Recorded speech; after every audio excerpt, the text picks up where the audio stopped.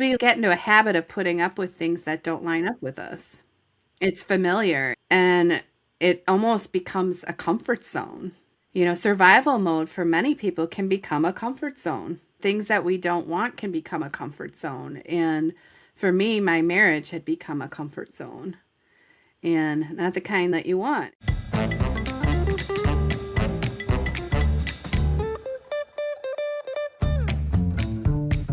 Gloria Steinem once said, "We will never solve the feminization of power until we solve the masculinity of wealth." Barbara Provost and Maggie Nielsen are the team at Purse Strings that will help you navigate the ins and outs of financial independence so that you can be financially fearless. This is Women in Money, the shit we don't talk about. Kristin, we are so excited to have you on Women in Money, the shit we don't talk about today. And so before we dive into all our questions that we have for you, can you first introduce yourself to the audience, a little bit about who you are and what you do? Maggie, I'd be honored to do so. I am Kristin Crockett. I am the founder of my company, Courageous Destiny. Courageous Destiny, simply put, is everything you want in your business and life. I help women entrepreneurs and business owners build a business and life they love.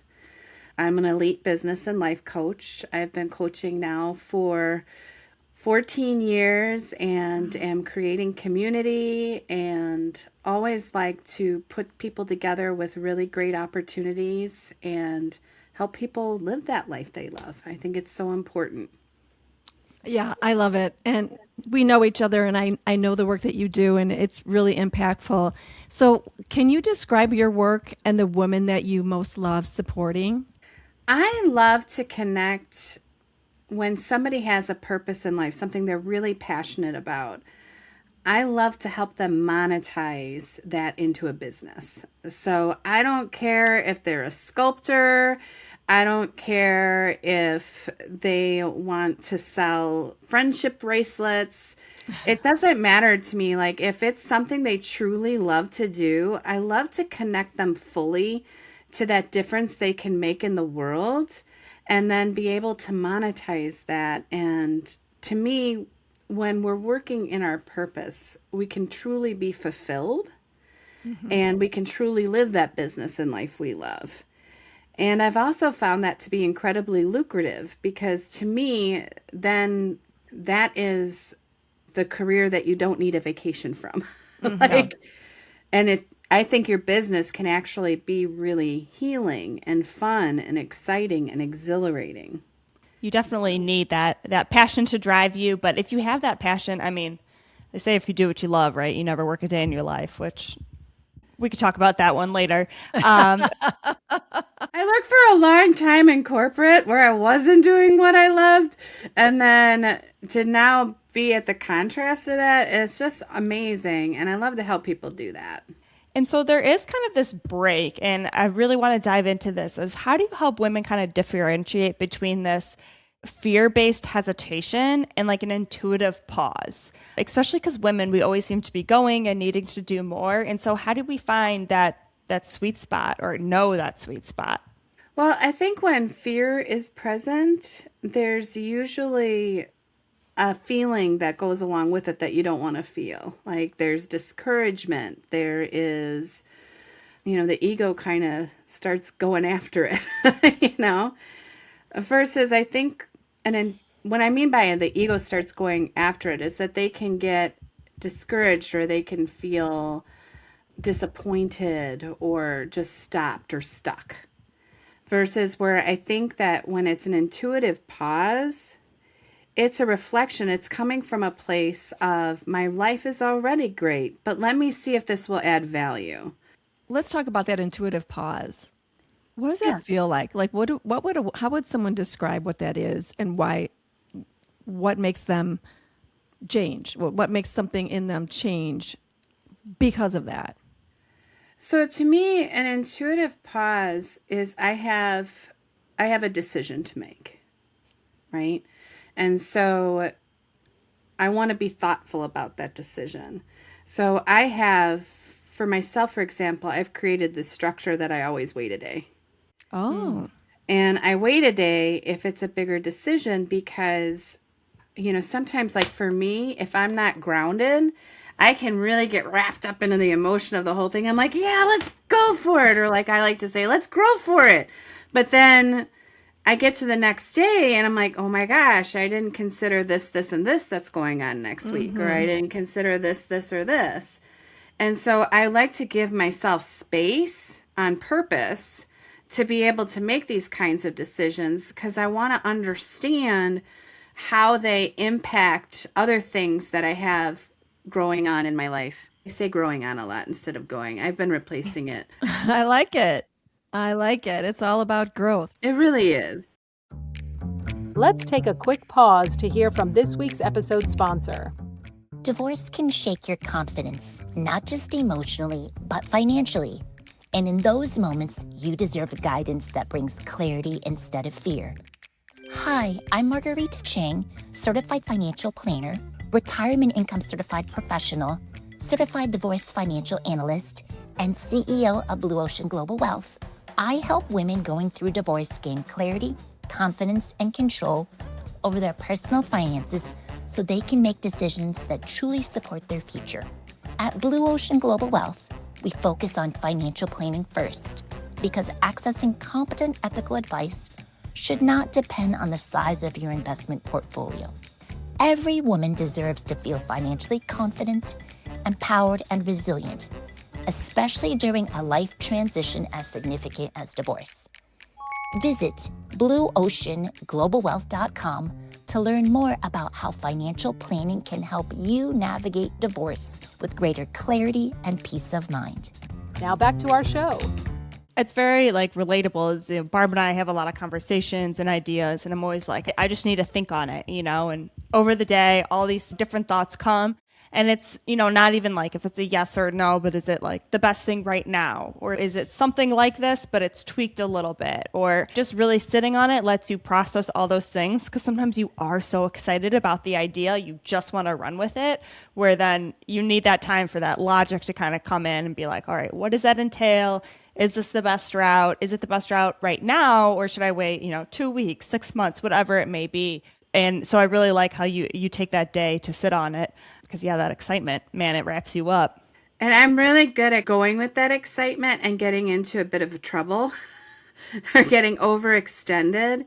And when I get overextended, then I get ungrounded and then I start missing things. And that's never any good for results for anybody. And let's be clear, that often happens with entrepreneurs, right? Because we're always thinking about the next best thing, the next shiny object, the next cool event, whatever it might be. And we hit the ground running. But working with my daughter, Maggie, she's very logical and she pulls me back. It makes me mad, really mad. But then once we talk it through, I'm like, yeah, you're probably right. Well, and I think allowing ourselves to be intentional is so important. So for me, my life's purpose, I'm wanting to maximize that. That's when I'm the happiest. That's when I'm the most fulfilled. So I want to really line up with that intention as much as possible. And sometimes things can look like a really good fit, but then I'm not understanding the other thing too is not understanding all the time and the commitment it's going to take. Sometimes we just say yes to things and then it's like, well, in order for me to do this the real way that I want to do this, then I need to be more thoughtful, have more of a consideration on how long it's going to take me and so on and so forth. It's an intuitive pause, but it's also a structured pause on purpose. There's so many times where we're like, man, that end result would be great, but how many hours go into making that end result happen? And does it really maximize it? Yeah. And so when a woman, begins sensing that something in her life is no longer aligned, what is usually happening beneath the surface? I think when something is not aligned, sometimes it can be really subtle. It can just feel like unhappiness. For me, it could show up like I'm on my pity pot. I start feeling sorry for myself, or I start feeling ungrateful, or start feeling overwhelmed is a big word that I hear. When somebody says, I'm overwhelmed, and I'm like, well, what's out of alignment? Like, what are you saying yes to that's too much? Or is it somebody else's yes that you're saying yes to? Or is it actually something that, you really love? And so I think when somebody's out of alignment, it shows up like overwhelm. It shows up like fear. It shows up like being out of your comfort zone. All of those different kinds of things. Can we dive into a little bit more about it's somebody else's yes? Share more about kind of what that means and looks like. I always let people know 95% of the way that we think isn't conscious to us. So we're all a little bit in trouble. So we all have like this 5% consciousness, and we're actually made as human beings to forget. So it's really easy to fall into, well, I don't want to disappoint so-and-so, or so-and-so thinks we should do that, or I want to do this, but maybe it could really infringe upon so-and-so and make them feel a certain type of way. So almost falling into people pleasing.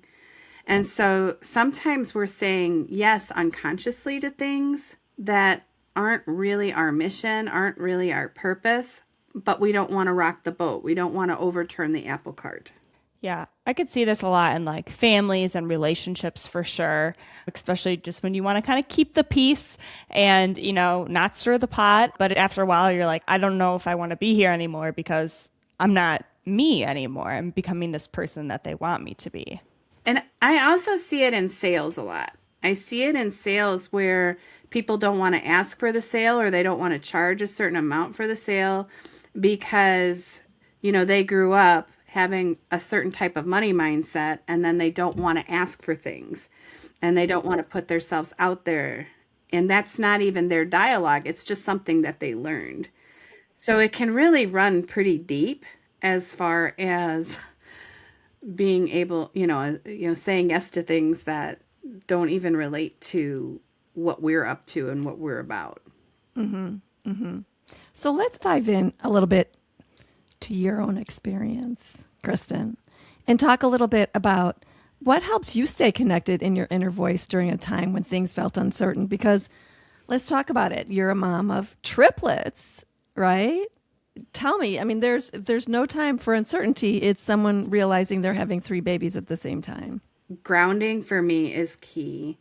And by grounding, I mean I have to intentionally slow down and always be connected to my breath, and and be like, I'm okay right now. Like when things get real, I have to remember who I am. Like, calm down. Like, I'm okay. Like, that's a big thing of what I do. That and prayer. One thing I've noticed as a mom of triplets, as an entrepreneur, is I only have control over me. Even as a mom, like, I only have control over me. There's a saying with our kids that God has no grandchildren. And that to me is like, everybody has their own journey, and I can't control people, places, or things. I only have control over myself. I've trained myself to look for, well, what is my role here? What are the actions that I'm responsible for? And if I do those actions, then it's time for me to release it. It's time for me to release it and then let the chips fall where they may. And that's a big part of how I've gotten through with triplets. It's a big part about how I've been able to have a 14-year career in coaching, in this whole uncertain, like nothing is certain. Like day to day, it's not certain. It's interesting about the release part, because I think that's one thing we don't do. We don't release it. We carry it with us all the time and worry and try to control as much as we can, and don't realize that it's out of our control, so much of it. So we worry, we worry a lot, and that doesn't get us anywhere for sure. So, yeah. There's certain things that I really love to help draw awareness to my clients for, and to the people I meet. Like something like worry, guilt, shame usually has a feeling and a way it feels in the body. So if you can take that 5% and identify it, that's what's happening, you can kind of bring yourself back and go, what is there for me to do? If I've done everything there is for me to do, can I release it? I kind of look at worry I love that you said worry, because it's something so common, and I've worked a lot on this. This isn't like something, by the way, that I just like picked up and I'm like, I never worry, because I practiced that. No, I worried all the time. Like, I couldn't sleep. And I would start to practice identifying it and then going, okay, what do I have control over here? Let me take those steps. Everything else I have to release. And so that's definitely a practice of mine. And they always say replace a habit with a habit. So if it's worry, now I can practice gratitude. I do talk about gratitude a lot because it's a great way to replace some of those undesired emotions when you're ready. It's not that you don't want to honor emotions that are happening to you or not reflect on them or not handle, like I said, what are those things that I'm responsible for? But as soon as you're ready to stop, I like people to be able to go, okay, well, what am I grateful for? What are my blessings? When I look back at some of the times that I was worried the most of the time I've been able to get through them pretty good eventually. I have actually much more of a track record of being able to do that than I do of completely flopping around and right? I mean, isn't that where they say like you've already made it through all of your toughest days? And but there is that point, I like how you mentioned, the gratitude, but there is that point where you also have to acknowledge that fear that you have. Is so often I hear, people of like manifest and positive thoughts. And so instead of acknowledging the worry, it's just overriding it, trying to like mask in positive thoughts, where it's like, no, you do have to kind of acknowledge the worry. And, sometimes it's like, let the worry know that you see it, you're acknowledged, and we're going to kind of move on then. But you can't just cover it in, I'm happy, I'm great, and do affirmations and just pretend it's not even there, because that also doesn't help from personal experience. No, eventually it comes back out, and then it'll Yeah. come back out with a vengeance if it's something that we're supposed to work on. So I think I like to use gratitude in such a way that it can help me through some of the more difficult times. But I also want to make sure that I address whatever's underlying. That's so important. I have a saying in Courageous Destiny that might sound a little harsh, but it's let the poison rise. So let me see it. Let me see it so I can address it. Let me see it, then I can address it. And once I address it, then as soon as I don't want to feel that way anymore, or if I want to say, I'm going to address this, but I want to do it later, and right now I've got to go to work, or I got a speaking engagement, or I got this happening, I want to be able to have some tools in my belt to be able to transmute that emotion into something maybe a little bit more positive if I can, to keep my energy up.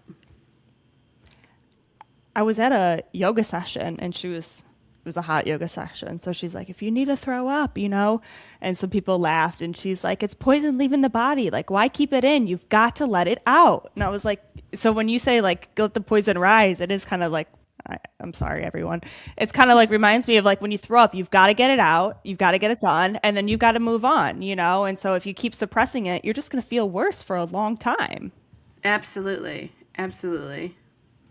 Great analogy. I get it. Kind of gross, but I get it. So let's talk about the moment you realized your marriage was ending. And Woo! Straight to it. Let's share how you stayed connected instead of abandoning, kind of your own needs. Or maybe you did abandon your own needs for a while. I don't know.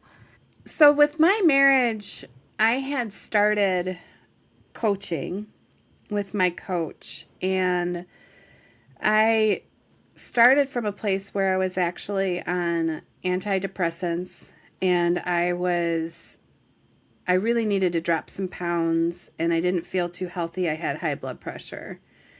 And I started working through a process to raise my self-worth. And I loved it so much, I decided to create a career off of it. And I kept evolving and I kept elevating. I couldn't take any kind of complaint anymore. I couldn't take any kind of, well, we can't do this, the world is ending kind of things. And it was just one day where I'm like, I've had one too many arguments. and this isn't helping either one of us. And I remember he was actually asleep. And I had this moment. I'm like, I can't do this anymore. And I just walked up over there, and I just walked upstairs, and I woke him up, and I said, now's the time. We're going to be breaking up. You can go back to bed now. And I go, I'm going to tell the kids. And I walked down, and might sound harsh and weird, but I had been trying to move it along for like 6 months. And finally, I'm just like, I have to rip this Band-Aid, and we just have to get this job done. So that was the moment that I realized, I'm like, I can't expand anymore and pretend like this is okay. So you think the coaching helped you get to that moment? Yeah, it helped me raise my self-worth enough to know that I wasn't in the right place anymore. And it's funny because, not to go too into his details, but he has evolved so much since that day. I'm glad I did it for the both of us. I think that we were enabling each other. And I think there's a point with the coaching where I just saw that so vividly. And I'm like, wow, if things keep going the way they're going, I'm a hypocrite because I'm not really living my courageous destiny. I'm shrinking myself to stay in this until maybe the kids are 18. And I'm like, do I want my children to have that example of a relationship? Not really. How old were your children at the time? My children were, I want to say they were 11. So, well, it's 2020. We got divorced in 2020. It was the final divorce, but I had told him probably in 2018. So, yeah. And so it kind of seems like the more you connected to yourself is kind of the way then it was almost like you were abandoning your needs. You did some coaching, and then you were able to connect to yourself to really feel like then this marriage needs to end. I was so clear, because what happens, I think, is there's so much meaning we can give a divorce or something big like that happening in our lives. And the meaning was, well, how am I gonna pay for myself and all the kids? How am I gonna do this? How am I gonna do that? And we make meanings for everything, and we can have like 10,000 meanings for one simple act of divorce, And we can also, for me, I remember thinking, it's not that bad. It isn't that bad. And the day I went to go file, I believe it was the papers for dissolution, I remember going in there and being like, wow, we have 8 of the 13 listed here. 8 of the 13 reasons. And I didn't even think it was that bad. Oh. So when you said it wasn't that bad, you were thinking your marriage wasn't that bad? Yeah, because we get into a habit of putting up with things that don't line up with us. It's familiar, and it almost becomes a comfort zone. Survival mode for many people can become a comfort zone. Things that we don't want can become a comfort zone. And for me, my marriage had become a comfort zone. And not the kind that you want. It was very uncomfortable living in that comfort zone. Yeah, but it's like the devil that you know, right? Exactly. Because that was this illusion of certainty.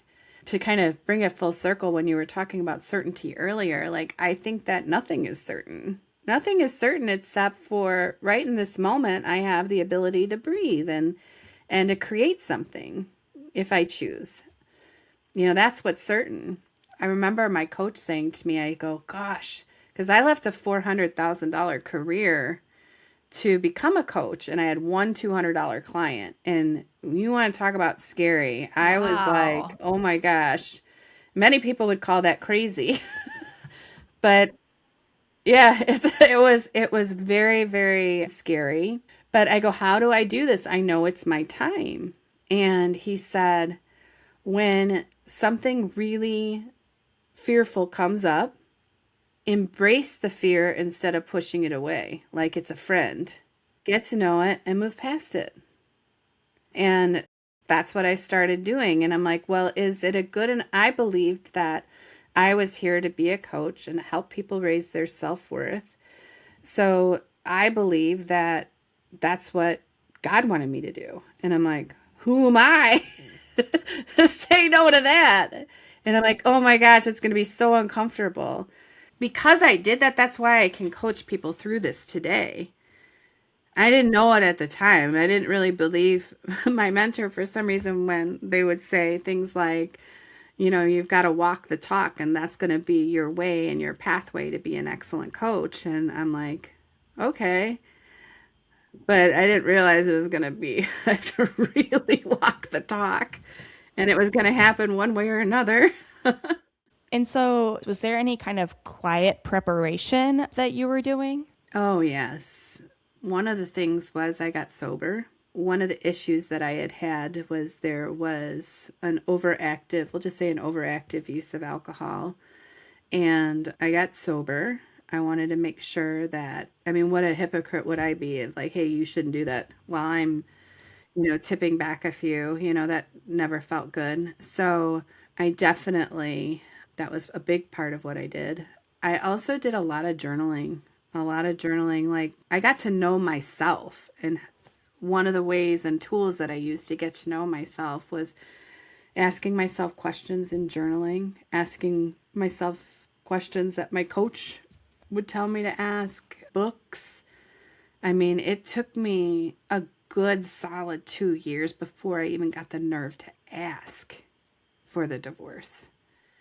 It was a long time preparing, and it was necessary because, I really, really loved him, I still do. A part of me always will, but I really loved him, and I didn't understand at the time that how sick of a couple we were.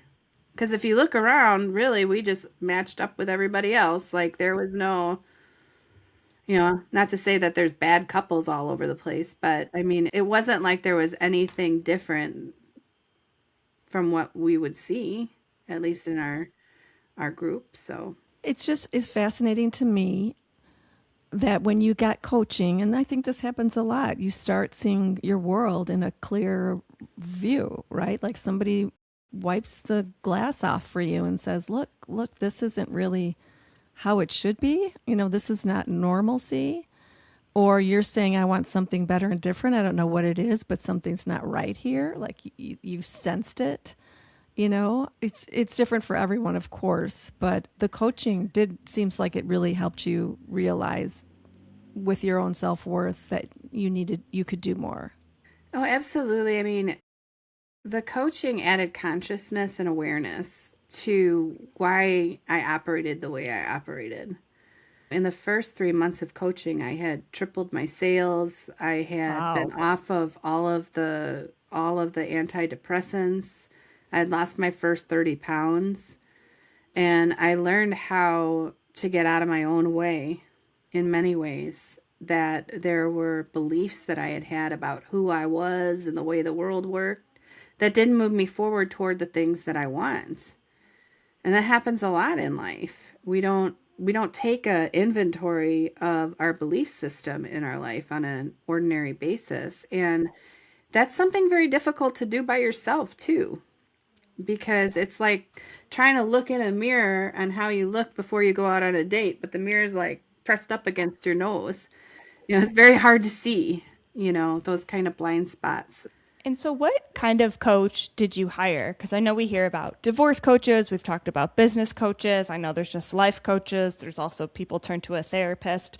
So what kind of coach did you get? Because they seem to help you, all around the board, which is really great.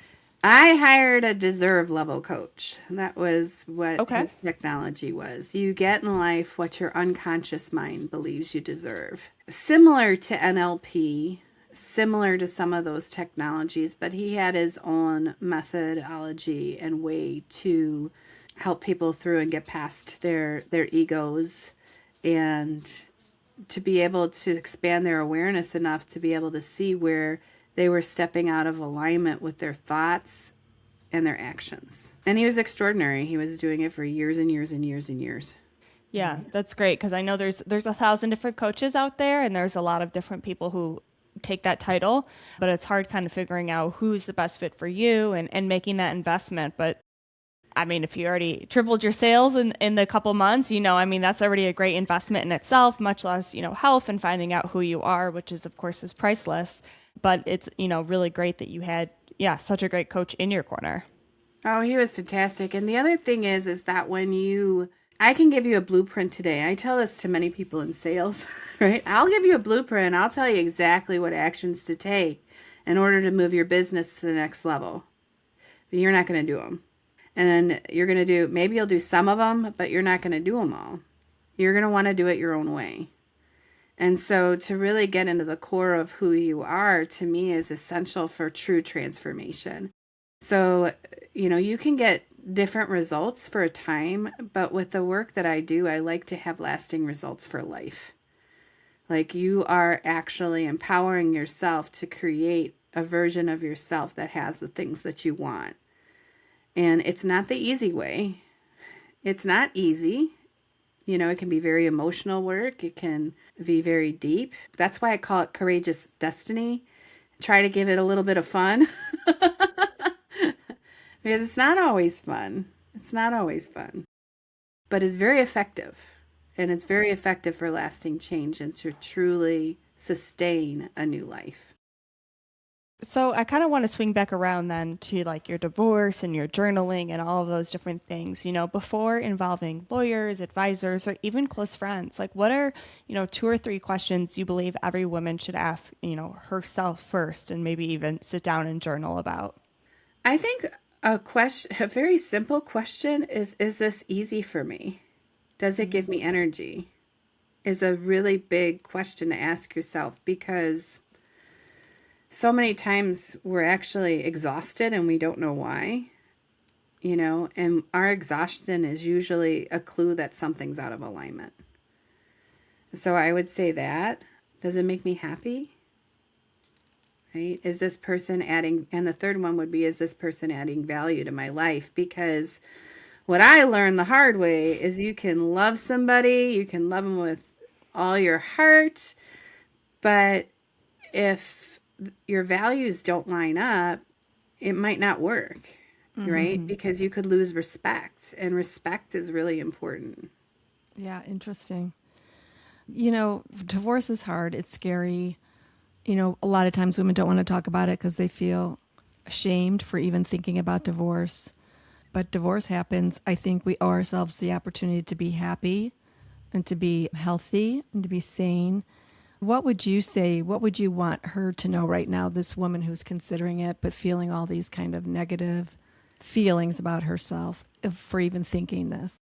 Well, I would love to tell her to consider that she was one of her girlfriends, and what kind of grace would she give one of her girlfriends for having these thoughts.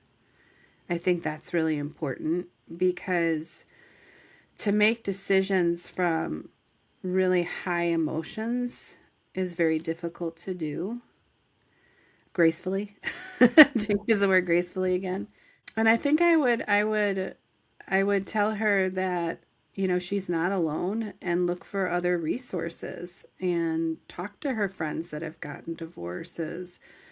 Talk it out with trusted companions and friends, because I think that that's really helpful. I talked to many of my girlfriends before I actually went through with it, and I had to feel in integrity with myself, like this was the right decision. I wanted to make sure that it was going to be the right decision. I had triplets. There's a saying that you want to be there for your kids, right? And you want them to have this certain kind of family. But then they get the example of bitterness and anger and resentment. And what kind of toll is that taking on them? I think those are all really important things to consider. It can be embarrassing getting a divorce in today's society, but the toll that it would take on you to stay together if it's not a happy household, and the example that you're setting for your kids, who they're learning how to have a relationship from. Yeah, it's really leading by example and treating yourself how you treat others almost. Yeah, it is a big decision. And it impacts your children deeply. But it does the other way too. Staying in the marriage impacts them just as deeply, maybe even more harmfully, but also knowing that there's the other side of divorce where people, like you said, with you and your husband, happier, healthier, you both have grown. Yeah. He's even tan. I kind of make fun of him now. He's going to the health club every day. I ran into him at the health club. I'm like, who are you? He's doing great now. And that's so nice to see. And I prayed for that for so many years, to see him happy and to see him healthy. And I think the other thing that I think is so important is that you can still love somebody and release them. You don't have to hate them. You don't have to get ugly thoughts and things like that. One of my favorite sayings is, I'm going to send them blessings and I am going to change me. Because I had a role in that too. And to really take responsibility for my role in the demise of our marriage was really critical. Even if it was just staying, like that's partially my role too. Yeah, this has been a lot of great information, and it's exciting to kind of see where your journey has gone and how, just this starting some coaching sessions really has kind of changed the trajectory, changed the job, changed, the relationship and all these different things. And so we appreciate you kind of coming on and sharing that with us, just to kind of share a bit of your journey. And so there is a question we do like to ask everyone who's a guest on our show, and that is, what is your own definition of financial freedom? Oh, that's a good one. My definition of financial freedom is that everything is just handled. I've got plenty of zeros in the bank account. I have money to invest. I have all of my bills are like on auto payment, and there's like never a thought about, right? I can have any subscription I want. And it's also having the knowledge of how money works, and being empowered that way. So that would be my definition of financial freedom. Sneezed on the truth. Yeah. Truth. Truth. Well, this has been fantastic. I appreciate you so much sharing your journey and delving into all the pieces and parts of your reason for divorce, your coaching, your children, all of that. And, life is hard, right? Like you said, you left a $400,000 career to really be courageous and live your destiny. See what I did there? Yeah. And I love that. yeah. And sharing your story is powerful. So I appreciate you, Kristin. And thank you for coming on our pod today and sharing with our audience. Well, thank you everyone for tuning in, and we'll be back again next week. Until then, be financially fearless. You've been listening to Women in Money, the shit we don't talk about. Now it's time to take what you've learned and make bold moves towards financial independence. Stay in the know by joining our newsletter for exclusive tools, resources, and updates that keep you financially fearless. Head to pursestrings.co and sign up today. Need a financial professional who gets it?